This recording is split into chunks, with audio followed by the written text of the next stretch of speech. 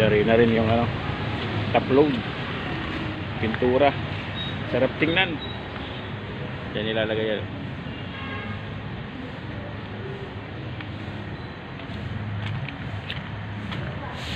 Ganun yung isa.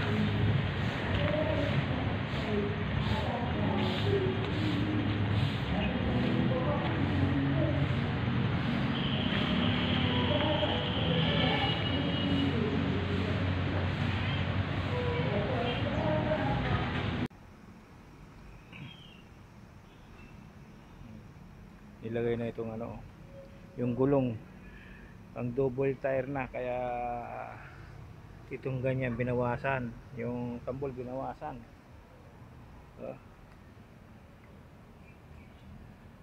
Kasi hanggang dito na yung gulong eh, so ilabas.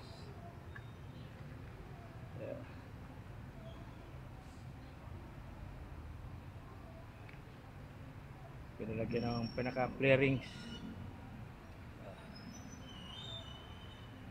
Sticker na lang kulang, tapos mga ilaw, tapos na yan. Ito yung isa eh. Ito bumibiyahe na itong isa.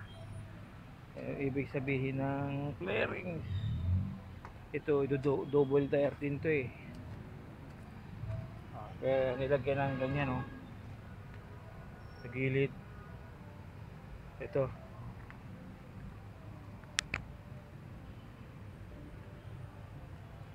lagyan ng sa gilid ito para hindi ano,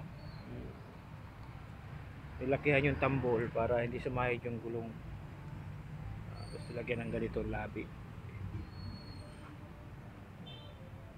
Ayun yung mga jeep na dating magbibiyahe, ngayon ginawa ng kargahan ng mga gulay kasi pinipace out nila eh. Ito ginawa ng kargahan ng gulay. Yan, nire-repair ko at kargahan ng gulay sila. Yan. Pang-apat na nga ito na na-repair ko eh.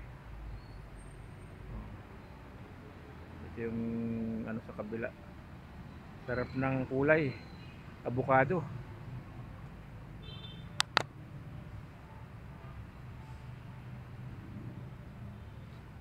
Saka ito double door to. Yan mo na yung control. Yan o, puro may mechanism.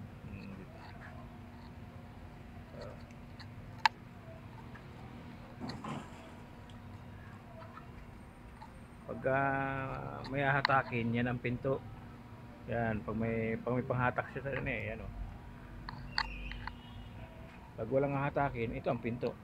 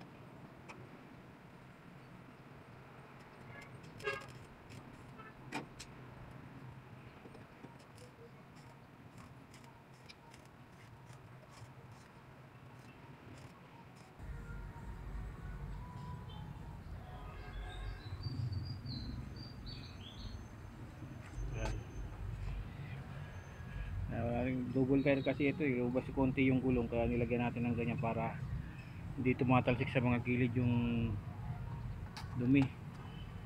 Kaya yan nilagyan ng extension sa ganito, sa tambol kasi double tire.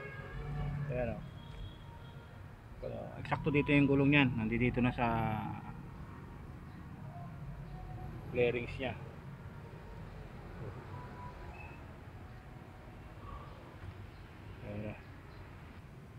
Tapos na. Kaya mga idol, salamin na lang kulang. Ito sa kabila.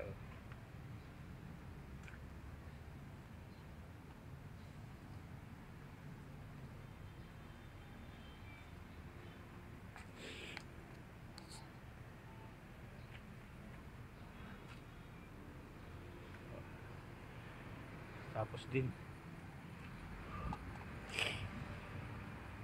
bapping na lang kailangan ito. Yung isa